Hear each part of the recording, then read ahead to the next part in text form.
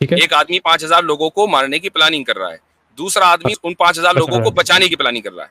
हाँ, तो आपका आर्ग्यूमेंट यही है ना कि क्योंकि उस आदमी को बचाना है इसलिए पहले बुराई एग्जिस्ट करनी जरूरी है, इविल। आपका पहला पॉइंट ये था। Carry on, carry on.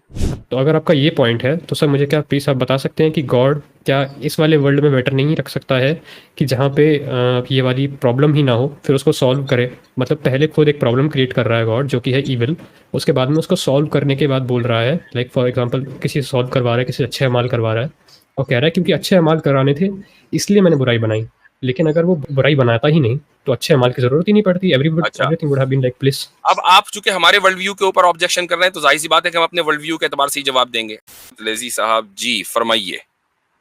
Sir thanks thanks for taking me in. आपको एक याद होगा मिनट, पिछली एक बार मिनट मैं आया था हजरत, तो। एक बात कहनी है। एक सेकंड जी लेजी साहब, हजरत एक बात कहनी है। आवाज आ रही है मेरी? जी आ रही है। आपका आवाज तो क्लियर आ रहा है, लेकिन जब आप माइक के करीब हो रहे हैं ना तो मतलब बेहतरीन आवाज आ रही है। अगर माइक से थोड़ा दूर हट जा रहे हैं तो फिर वो थोड़ा थोड़ा पास जी कर लें तो बेहतर हो ठीक है। जाए। जी जी जी जी, कंटिन्यू करें। जी भाई। जी मुफ्ती साहब, मैं पिछली बार आया था तो क्या कहते हैं, एंडिंग के करीब आया था थोड़ा सा, और फ्री विल पर ही बात करने आया था मैं। अच्छा, जो भी न्यू भाई करके गए हैं फ्री विल आपसे। पर ऑलरेडी बात हो चुकी है, उसमें कितनी बात करें? कोई दूसरा टॉपिक उठा ले वरना लोग बोर भी हो जाते हैं। ऑडियंस का भी ख्याल रखें इसको। सर मुझे लगता है कि थोड़ा सा not that I am important है ना free skipping will. The free will topic. अगर ये है कि आप अगली मर्तबा फ्री विल पर बात कर लें तो ज्यादा बेहतर होगा, ताकि टॉपिक्स के अंदर जो है वेरिएशन हो जाए। अच्छा, तो प्रॉब्लम जी ऑफ फ्री विल पे कर सकते हैं बात।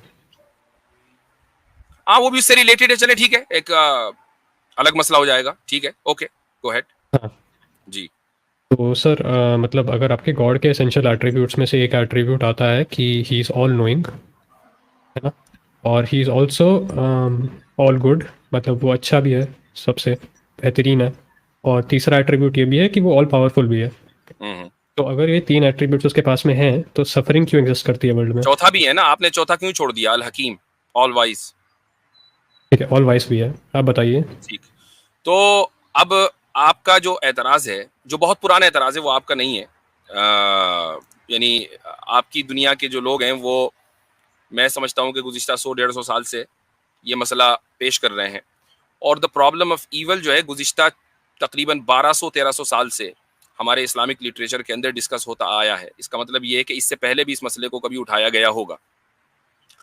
तो अब आपका जो बुनियादी ऑब्जेक्शन है वो ये है कि जब खुदा ऑल नोइंग है और वो ऑल पावरफुल है और वो ऑल मर्सीफुल है, तो फिर ईवल का एग्जिस्टेंस अगर है, यानी ईवल अगर वजूद रखता है, तो फिर ये खुदा की मर्सी के खिलाफ है, राइट? जी सर। ठीक। अच्छा, ये ऑब्जेक्शन इसलिए होता है आप लोगों को चूंकि आप खुदा का जो एक और एट्रीब्यूट है और वो है अल हकीम, उसको आप खत्म कर देते हैं, इसको आप इग्नोर कर देते हैं। इसी तरीके से एक और एट्रीब्यूट है अल अदल, यानी all just and all wise, all just, उसको भी आप इग्नोर कर देते हैं। अब होता यह है कि हम ये अकीदा रखते हैं और इस चीज को रैशनली हम साबित करते हैं कि इस इन दुनिया में इंसाफ के लिए अल्लाह ताला ने इस दुनिया को बनाया है ताकि इंसाफ कायम हो और उसके बाद फैसला हो जन्नत और जहन्नम का। इंसाफ के लिए जरूरी है कि ईवल एग्जिस्ट करे। अच्छा, ईवल को बनाना बुरा नहीं है, ईवल को परफॉर्म करना बुरा है, और ईवल को परफॉर्म खुदा नहीं करता बल्कि इंसान करता है। तो ये अगर आप जहन में रखेंगे, I know it's not gonna help you because this is not your world view, लेकिन फिर भी ये मेरी तरफ से रिबटल है। अगर इस पर आप कुछ कहना चाहें तो कह सकते हैं। सर आपके दो मेजर पॉइंट थे ना कि G for good things like bravery वगैरह, इनकी एग्जिस्टेंस के लिए ईविल होना ज़रूरी है पहले, क्योंकि ईविल को जी ख़त्म करेगा तब वो जी वैसा होगा। और दूसरा आपका पॉइंट क्या था सर कि आई थिंक आपने बोला था कि जस्ट जस्ट है कुछ, आपने दूसरा सॉरी हाँ, थोड़ा वो रिपीट ऑल कर जस्ट दीजिए। भी है, जस्टिस के लिए भी ईवल होना जरूरी है। ठीक है, और तो जो सर तीसरी मैं आपसे बात एक मैंने ये सवाल बोली पूछता थी हूँ। कि ईवल का क्रिएशन बुरा नहीं है, ईवल का परफॉर्मेंस बुरा है। ठीक है, हम्म, मैं नोट डाउन कर लेता हूँ ना, एक सेकंड दीजिएगा जस्ट मुझे। पहला था अपना कि फॉर ब्रेवरी, दूसरा था आपका फॉर जस्टिस, और तीसरा था आपका कि परफॉर्मेंस हाँ, बुरा क्रिएशन है। बुरा नहीं है, परफॉर्मेंस हाँ, बुरा है। जी पहले उससे स्टार्ट करते हैं। तो क्या आपको ज़्यादा जस्ट वाला वर्ल्ड व्यू कौन सा लगता है, जिसके अंदर कि खुदा जो है उसने पहले 5,000 लोगों को मरने का मौका दिया और फिर एक एक इंसान को उसको बचाने का मौका दिया। तो ठीक है, इसके हिसाब से क्या होता है कि जो 5,000 लोगों को मारने वाला इंसान है वो ईविल परफॉर्म कर रहा है, और उसको जो बचाने वाला इंसान है वो ब्रेवरी परफॉर्म कर रहा है। तो आपके वर्ल्ड व्यू में वेट ये वेट रिस्क दोबारा बेटर है बताइए, कि दोबारा इवन। बताइए। एक आदमी ने 5,000 आदमियों को मारा, राइट? नहीं नहीं, वो मारने की ऐसे मान लेते प्लानिंग कर रहा है अभी। ठीक है। एक आदमी 5,000 लोगों को मारने की प्लानिंग कर रहा है, दूसरा आदमी उन पांच इविल एक्ट हजार की लोगों प्लानिंग कर को रहा है वो उन 5,000 लोगों बचाना। को बचाने की प्लानिंग कर रहा है। हाँ, तो आपका आर्ग्यूमेंट यही है ना कि क्योंकि उस आदमी को बचाना है इसलिए पहले बुराई एग्जिस्ट करनी जरूरी है इविल। आपका पहला पॉइंट ये था। Carry on, carry on. तो अगर आपका ये पॉइंट है तो सर मुझे क्या प्लीज़ आप बता सकते हैं कि गॉड क्या इस वाले वर्ल्ड में बेटर नहीं रख सकता है कि जहाँ पे ये वाली प्रॉब्लम ही ना हो फिर उसको सॉल्व करे। मतलब पहले खुद एक प्रॉब्लम क्रिएट कर रहा है गॉड जो कि है ईविल। उसके बाद में उसको सॉल्व करने के बाद बोल रहा है लाइक फॉर एग्जांपल किसी से सॉल्व करवा रहा है, किसी से अच्छे अमाल करवा रहा है और कह रहा है क्योंकि अच्छे अमाल कराने थे इसलिए मैंने बुराई बनाई। लेकिन अगर वो बुराई बनाता ही नहीं तो अच्छे अमाल की ज़रूरत ही नहीं पड़ती। अच्छा, everything would have been like please. अब आप चूंकि हमारे वर्ल्ड व्यू के ऊपर ऑब्जेक्शन कर रहे हैं तो जाहिर सी बात है कि हम अपने वर्ल्ड व्यू के एतबार से ही जवाब देंगे। हमारे वर्ल्ड व्यू के एतबार से वो वर्ल्ड पहले भी एग्जिस्ट करता है और आज भी एग्जिस्ट करता है और आगे भी एग्जिस्ट करेगा। और वो वर्ल्ड है मलाइका के जहां बुराई एग्जिस्ट नहीं करती। यानी ऐसा नहीं है कि खुदा के इख्तियारी में नहीं था ऐसा वर्ल्ड बनाना कि जिसमें बुराई एग्जिस्ट न करे, बल्कि उसने पहले वही वर्ल्ड बनाया और इस वक्त पैरेलल वही वर्ल्ड चल रहा है, यानी मलाइका का। ऐसा नहीं कि मलाइका मर गए हैं, वो भी जिंदा है और उनके वर्ल्ड में आज भी सिर्फ खैर ही खैर है, शर नहीं है। इसके बाद जिस वर्ल्ड में हमें जाना है वहां पर भी जो जिसको हम जन्नत की या आलम जन्नत कहते हैं वहां भी सिर्फ खैर ही खैर है, शर नहीं है। तो खुदा ऐसे वर्ल्ड बनाने के ऊपर भी कादिर और उसने बनाया है कि जहां सिर्फ खैर और शर ना हो, और ऐसा वर्ल्ड भी बनाया है कि जहां खैर और शर दोनों हो, और ऐसा वर्ल्ड भी बनाया है कि जहां सिर्फ और सिर्फ शर हो और वह है जहन्नम। जी, तो इसमें मसला क्या है? मसला ये है कि उस अगर वो ऑल गुड है तो उसने खैर और शर तो ठीक है, चलो खैर वाला तो सारे बना दिए उसने, तो खैर और शर को साथ में और सिर्फ शर को साथ में सिर्फ और सिर्फ अकेले शर को क्यों मनाया। इसलिए कि हमने खुद ही कह दिया ना कि creation of evil is not evil, performance of evil is an evil. तो अब खुदा के अच्छे होने के ऊपर तो सवाल ही नहीं होता ना। हो जाता है अगर आप इसके लिए सेकंड वाले पे जा रहे हो जो है performance of evil is not evil, sorry performance of evil is evil और अलाउंस ऑफ इविल क्या इविल है। नहीं, क्रिएशन, नॉट अलाउंस, क्रिएशन।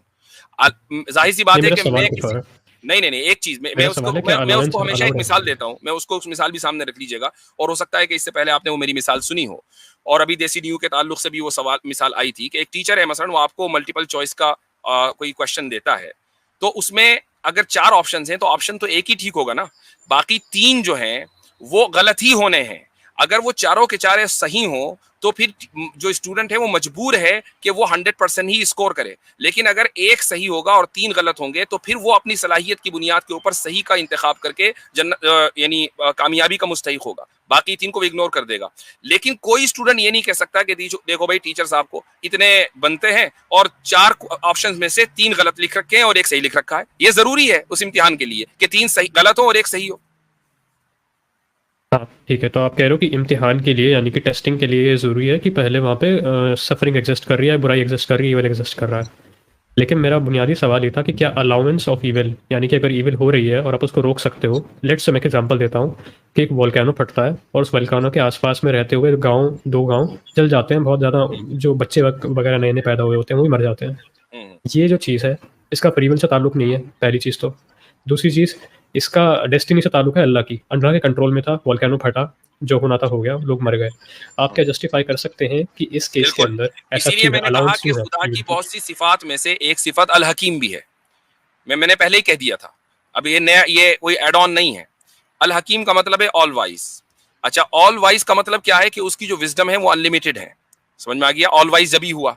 अच्छा, हम अपनी लिमिटेड नॉलेज या अपनी लिमिटेड जो मेंटल कैपेसिटी है, इंटेलेक्चुअल कैपेसिटी है, उससे खुदा की अनलिमिटेड जो विजडम है वो समझ ही नहीं सकते, वो पॉसिबल नहीं है। क्योंकि अगर हम खुदा की अनलिमिटेड विजडम को समझ लें तो हम ऑमनिशियंस हो जाएंगे, हम ऑल नोइंग हो जाएंगे। खुदा ऑल नोइंग नहीं रहेगा या हम उसके बराबर हो जाएंगे, जबकि हम ऑल नोइंग नहीं है। अब खुदा की इसमें क्या विजडम है? जाहिर सी बात है कि अनलिमिटेड विजडम वो इंसान को न कभी बताएगा, ना इंसान उसको समझ सकता। हाँ, लेकिन एक चीज मैं आपको बताता हूँ, वॉल्केनो की मिसाल। मान लीजिए कहीं वॉल्केनो इरप्शन हुआ और उसके इर्द गिर्द जो आबादी है वो मर गई। अब यहाँ 2 ऑप्शन है। पहला ऑप्शन ये है कि वो इर्द गिर्द की जो आबादी है वो मुसलमान थी, ठीक है, सारे के सारे अपने ईमान की वजह से न सिर्फ ये कि जन्नत में जाएंगे बल्कि आला दर्जात के मुस्तहिक होंगे, चूंकि उस दुनिया के अंदर उनके ऊपर आफत आई और उनके ऊपर उस आफत की वजह से अल्लाह सुब्हानहू व तआला उनके दर्जात को बुलंद करेगा। तो बज़ाहिर एक छोटी बड़ी आफत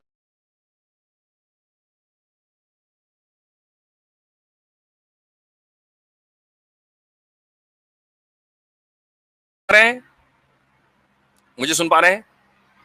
हाँ अब आया मुझे हाँ समझ। अब डिस्कनेक्ट हो आवाज गया आ था रही है 2 मेरी? सेकंड के लिए। जी जी जी, बीच अच्छा, में रुक गया था। तो मैं ये अर्ज कर रहा था कि उसके बाद की जो राहत है वो ज्यादा बड़ी है इस सफरिंग के मुकाबले में। दूसरा ऑप्शन ये है कि जो उसके इर्द गिर्द की आबादी है वो नॉन मुस्लिम की है।